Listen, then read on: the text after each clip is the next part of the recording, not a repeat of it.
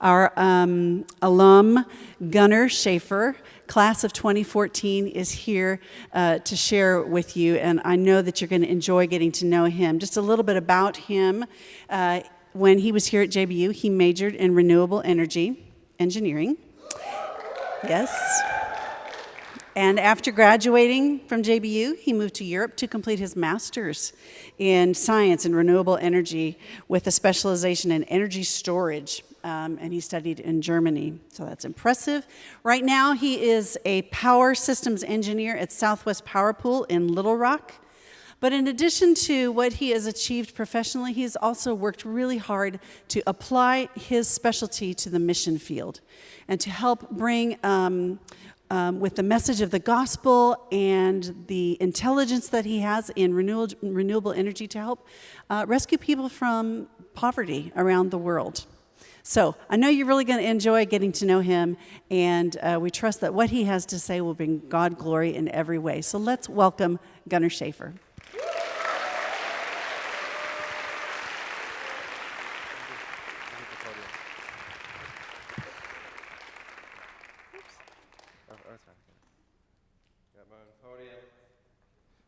Put some notes on it.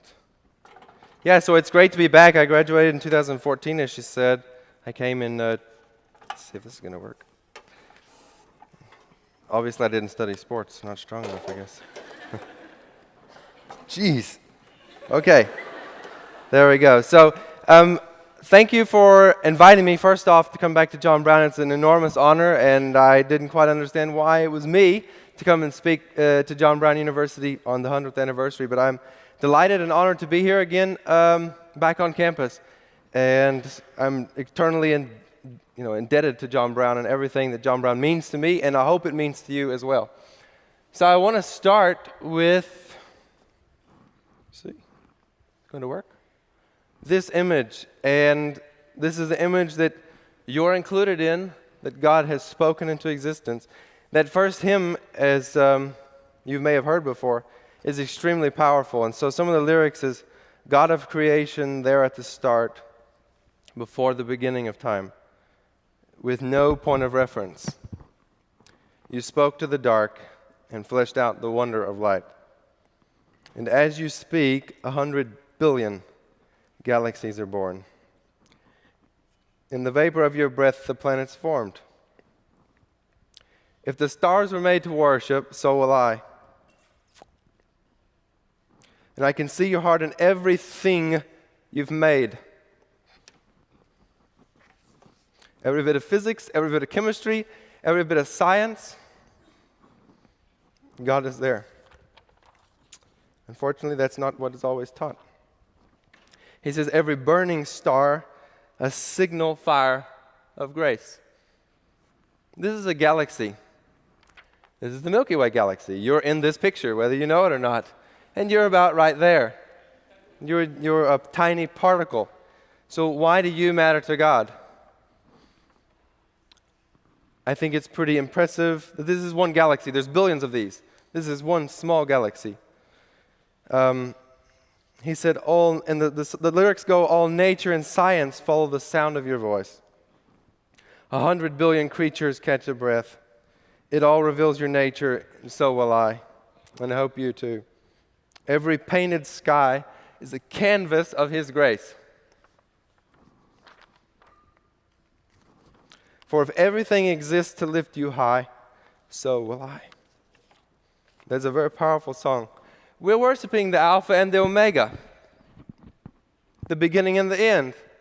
He's there in the middle. He was before the Alpha. He's after the Omega, and He has you in the palm of His hands.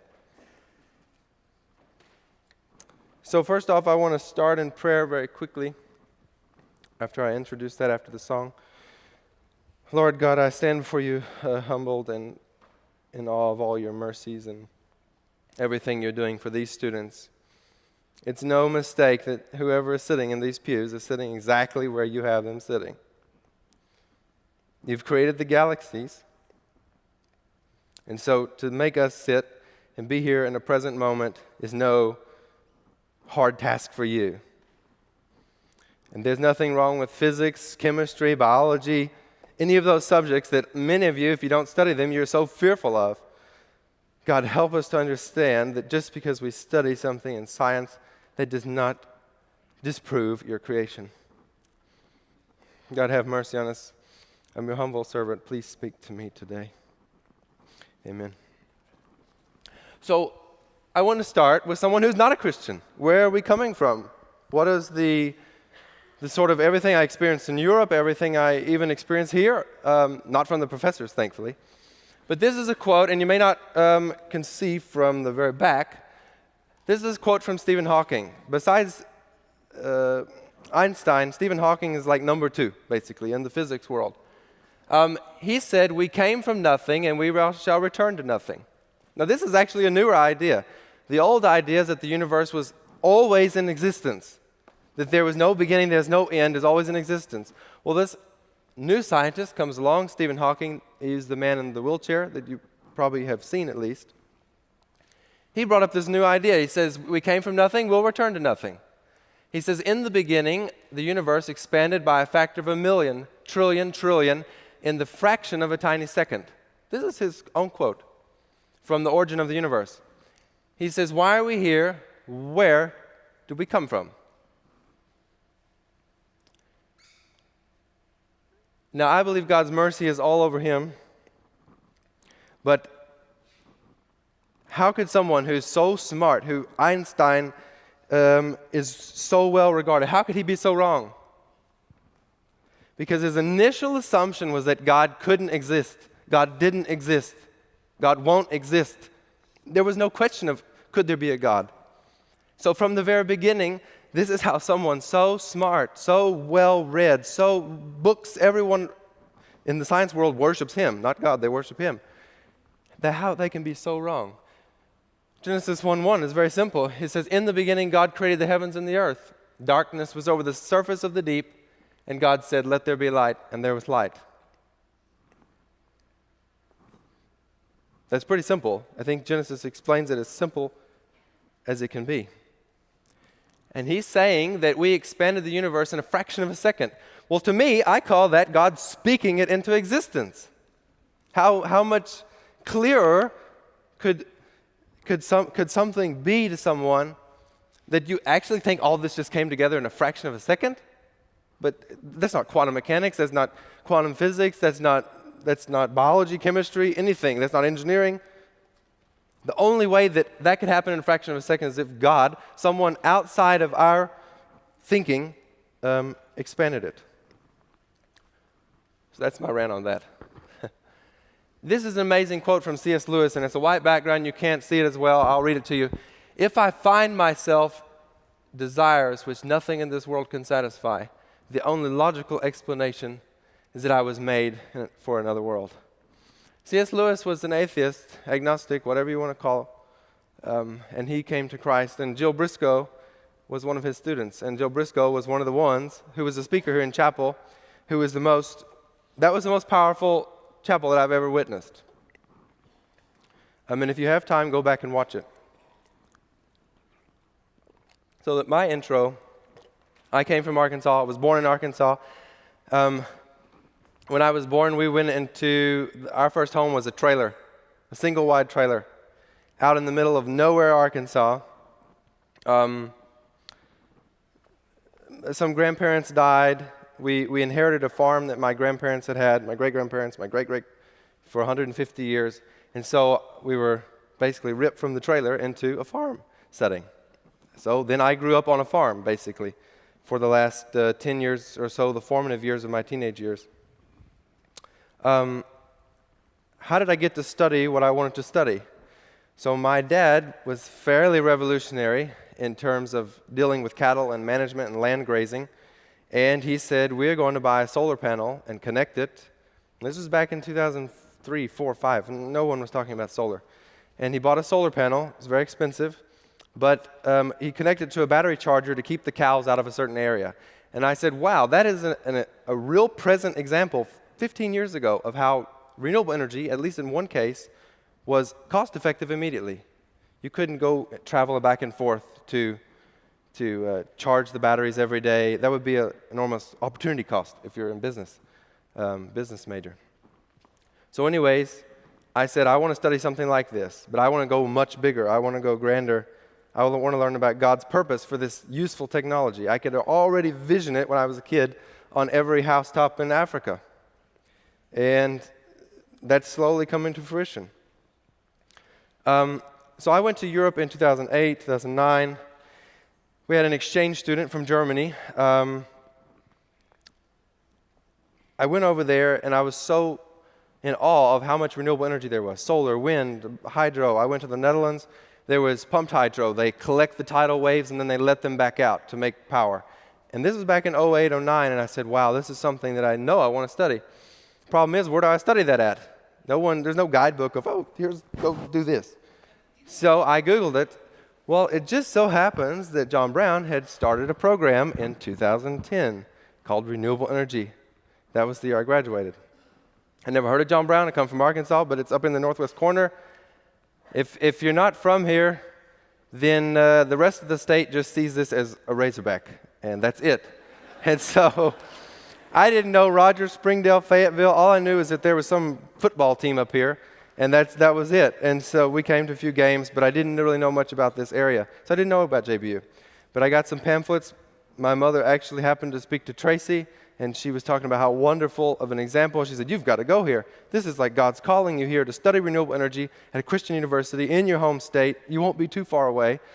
Of course, any mother would say that. I wanted to go way out, far as I could go.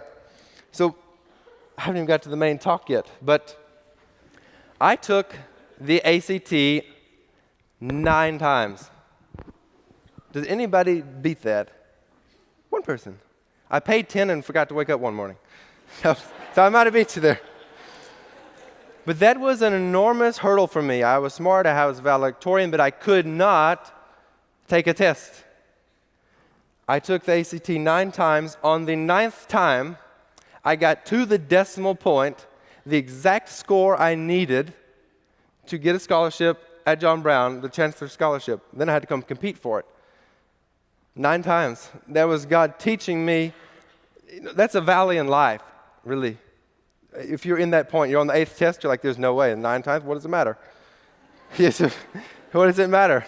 But I believe God had the valleys in the life. He allows us to go there because there's an enemy we have to defeat. There's something we have to defeat. And that was trusting God. That was faith that He had a greater plan for me that I didn't necessarily have control of. So I got the scholarship, came to JBU. The debating, the volunteering, the service, everything developed my Christian worldview, and I hope it's doing that to you. Please, if you're not, get involved in stuff. Don't sit by. Don't come into chapel. I know there's quizzes and tests, and I remember sitting up there and just studying for a quiz sometimes. That's okay, but not every week. Make sure that you're... Yeah, not every week. By the way, where do the Waltons sit? If you're a Walton, raise your hand. Yeah, okay, I knew it. You're sitting the top, always. Okay, where do the sports players sit? Yes, they have not moved. They have not moved.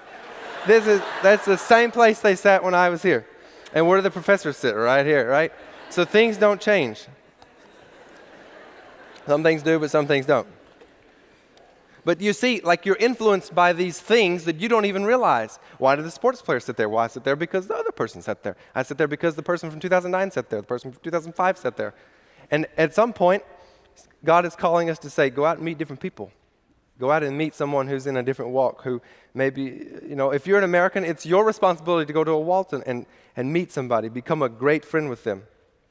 It's not their responsibility. They're from a different culture. Not their responsibility to come and always meet you. Go meet them in their place. Yeah, I wanted to quit sophomore engineering. That was a trigger. But God, sophomore engineering, junior engineering will about kill you. And my mother said, nope, you're not quitting. You're going back. You're going back. You're going back. You're going back. You're going back. I said, no, I'm not going. And she forced me, and I did, and I finished. I finished. The moms are good for some reasons, And so, but God was saying the whole time, He's saying, are you trusting me? Do you really believe that what I put in you as a kid, why do I like solar? I don't know. Why do I like physics? Why do I like chemistry? I don't know. Why do you like sports? I don't know. Why do you like... There are many things that God has already planted in you since the foundation of the world that makes you special. He says, I know every hair on your head. So I said, okay, I want to study more. If I wasn't crazy enough, why would I stop, Just go get butchered some more. So I applied to the top university in Germany, the oldest university for renewable energy in the world. It was founded in the 80s by hippies. It became an official program. And now many of the CEOs and leaders have come from that university. The little problem is that I did a great application. Dr. Song wrote an amazing reference letter, which I'm eternally indebted to. I called them and I said, well, what are my chances? And they said, well, Gunnar, 638 people applied for this master's. I said, 638, okay, I'll go find a job. We're accepting 20. And I said, there's no way that God is going to allow me, the youngest in the class, who just graduated, no experience, to have this opportunity.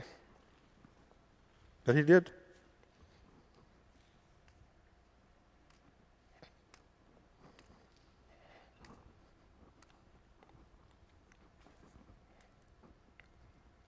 But you've got to trust him. He likes to take you right down to the end of the line and say, Gunnar, you're not good enough. You're not smart enough. You're not quick enough. You took the ACT 9 times. I barely let you pass the bachelor's. What do you think you're going to go do a master's for? You're crazy. Sure enough, I get there.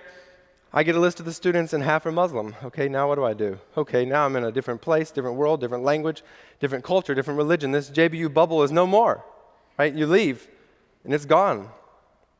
And will my faith hold up? That's the question I had to ask. And it's the question you'll have to ask. Is your faith strong enough right now that if you went to a foreign land full of atheists, there was no Christian in that physics department? Not one.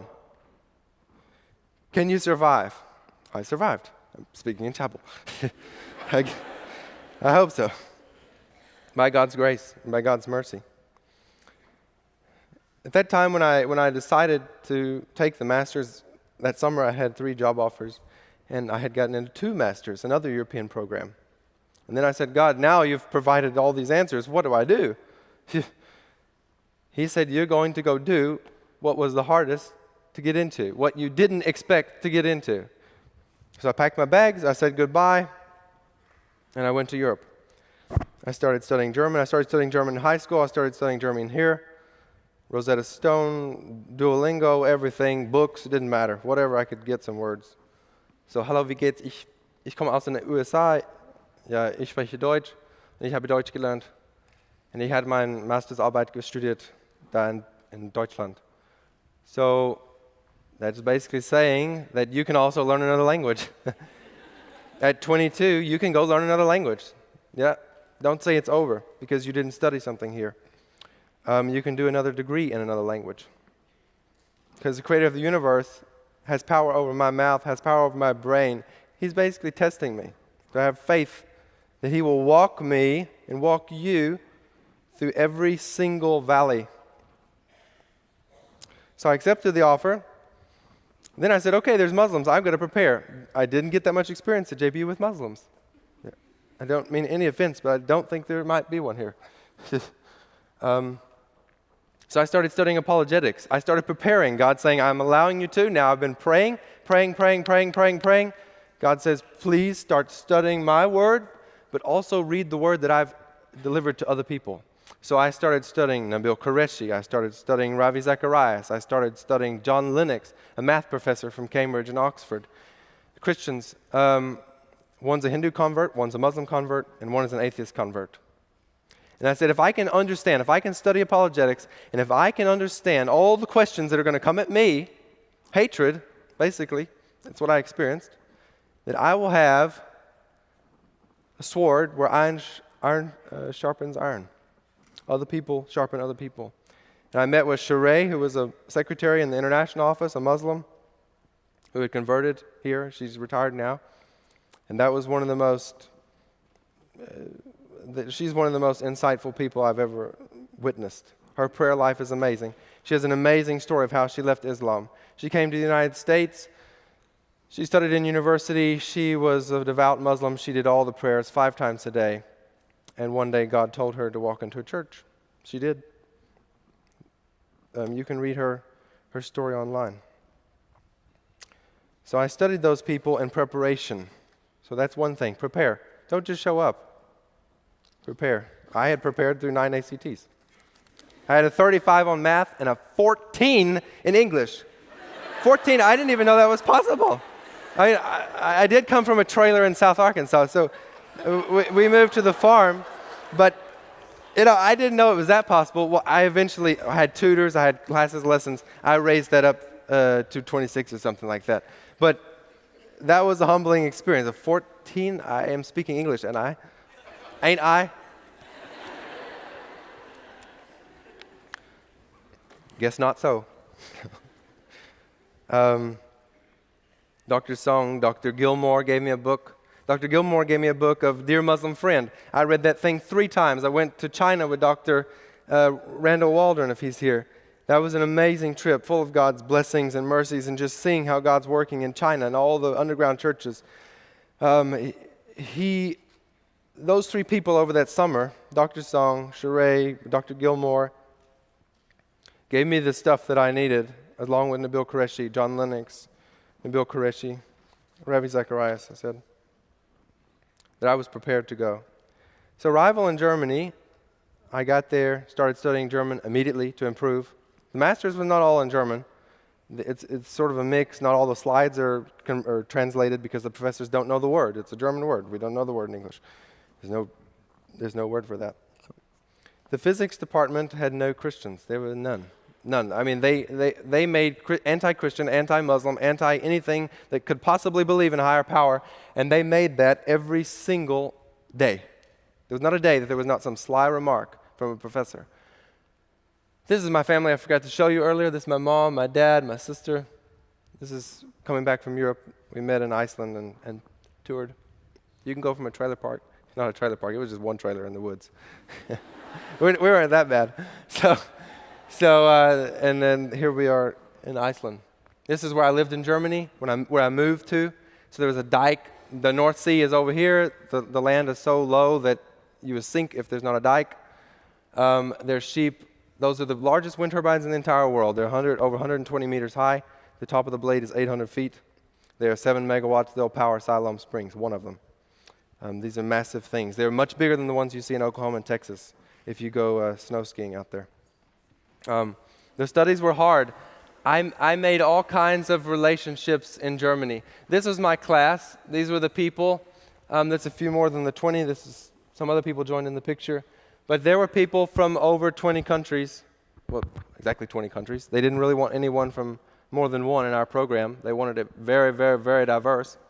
And so that was it. And so you can imagine all the discussions. Oh, where are you from? Oh, I'm from Syria. The Syrian guy said, well, my priest's head was just chopped off by ISIS. Okay. That's funny, but it's not funny. This is a serious world that we're dealing with. We're dealing with spiritual forces of darkness. The dead churches, they were everywhere. I think I have a question. That's another picture. That's right across the border in Netherlands. That's tulip fields, the wind turbines, the ocean. These are built in 1991. These are built now, so 7 megawatts. This is really what I studied. Everything to do with the transformers, to the power, to physics, electron physics, all those things. Nothing you're interested in. But what you meet is that there are atheists and agnostics, and there's Muslims, and how do you deal with them? How do you answer the questions? You have to prepare yourself. And I hope that I gave you at least some examples. Read the books of those people to prepare yourself to minister to other people. But there was something major that happened when I moved to Germany. Regardless of renewable energy, there was something called ISIS. Back in 2014, ISIS, every single day in the news. ISIS took Mosul. ISIL chopped off priest heads. ISIL did this. ISIL did this. ISIS did this. Then they changed the name to Daesh. And then they did this. And then they did this. Then they took over half of Iraq. They took over half of Syria. And these refugees started coming to Europe.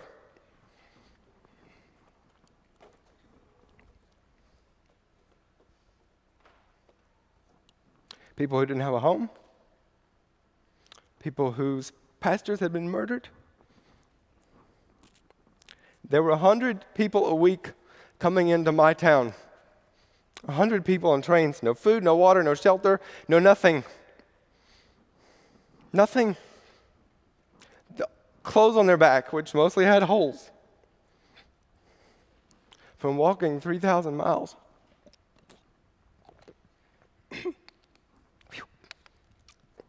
Bremen, the town across, my town was 160,000. There were 100 a week. Bremen, a town of 400,000. There were around 10,000 train loads. We're not talking a couple.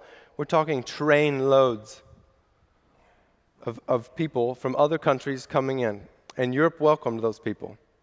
Now, I think that was the biggest blessing that ever happened to Europe. And I'll tell you why. The church was dead. Literally dead. I mean, cobwebs. You could come into a cathedral that's built 1,000 years ago, bigger than this, and there would be 4 people, all in their 70s, 80s, 90s. If you're that age, you should be so happy that you're seeing all these young people in this place. There were people who were basically falling asleep in church, the 4 that were there. I was the young guy sitting in the back pew and said, okay, I'm not coming back here. There's nothing here to see. God's not here. He's here, but he's not here with the people, apparently. That was a big shocker to me. So I went to this town. I had to travel an hour and a half to go get there. I had to go bike, train, transfer trains, go by bike, then walk to the church. And that took about an hour and a half. The service was an hour and a half. Then it took an hour and a half to get back. So that's what? It's a lot of hours, whatever it is. And that was God telling me that I want you to do this. You're going to travel every single week to this town that does have a church, and there were 200 people from 40 different countries. It was an international Baptist church. I turn around one day, and there's someone behind me, and I don't know who he is.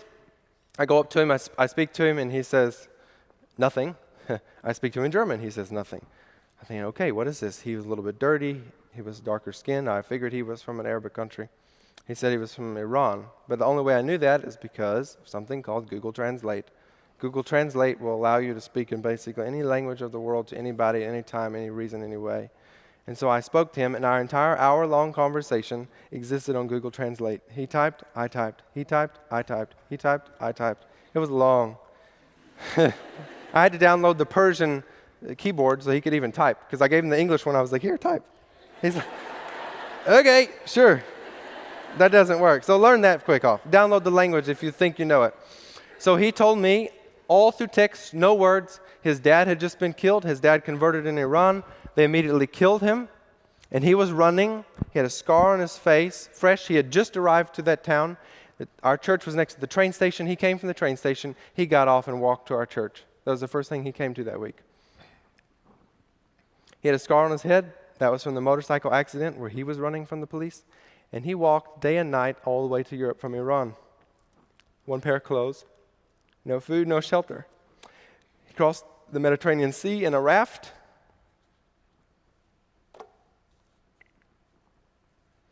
And he said that the Christians he met when he got there, were so powerful in Greece, people meeting people, real needs in the very present moment, that he had never seen that kind of love. He had never seen that kind of compassion. And he walked all the way to Germany, and he came off the train, came into our church, and that day he accepted Christ. His name's Ali.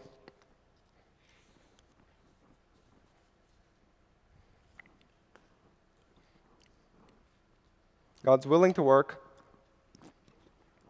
in you, through you, by you, if you're willing to listen. So then we had an Arabic church. That church grew to about 200. It was underneath our church. We helped found it. We helped start it. That church grew. Another Arabic church. The Iranian church. He was from Iran. There was no Iranian church, really. There was an Iranian church founded. That outgrew the building. There was another Iranian church founded. And now there are thousands upon thousands of people who are lost, who are now found.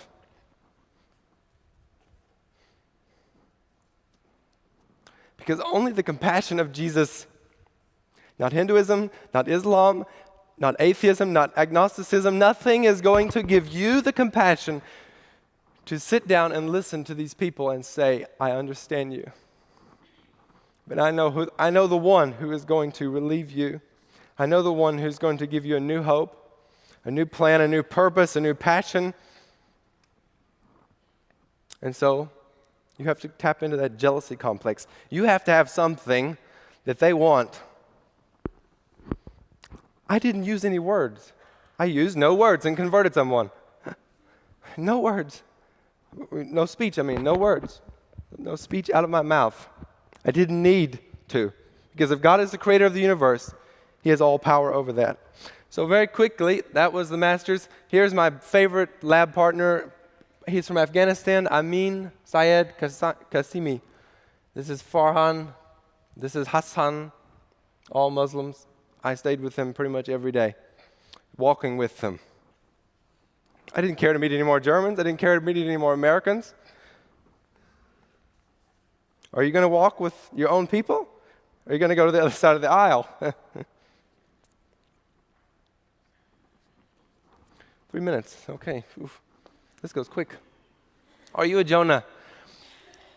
God called Jonah to Nineveh. Nineveh is actually modern-day Mosul. That was the town that was taken. When I arrived that summer, Nineveh had been destroyed by ISIS. I knew some people from Nineveh. People say, oh, this is a story in the Bible. This didn't happen. Nineveh still exists. There are archaeological ruins. It's there. Joppa's still there. It's called Jaffa. A little bit of word change, a letter change. But Jonah said, no, I'm not following you, Lord. He said, I'm going to Tarshish. Well, where's Tarshish? That's just some random point over there in the Mediterranean. Tarshish is like, I'm going to the end of the world. I'm running away from you. I don't want to be with you. I'm running. I don't need you. And God says, yes, you do. God brings him back. And so that's my mother and I. We're traveling to Nineveh. Not really. I said, well, I'll go by camel.